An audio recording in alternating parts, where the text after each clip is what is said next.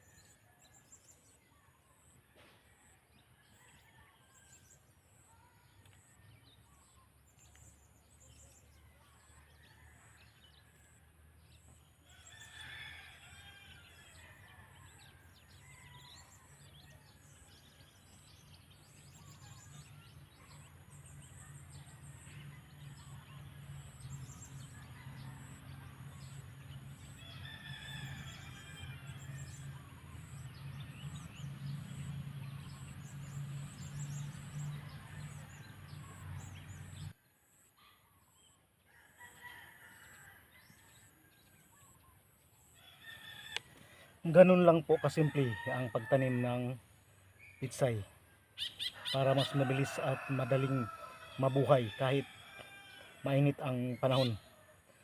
Salamat po sa panonood. Paki-follow and subscribe my YouTube channel kung nagustuhan nyo ang aking video mga ka-farmers. God bless po. Bye bye.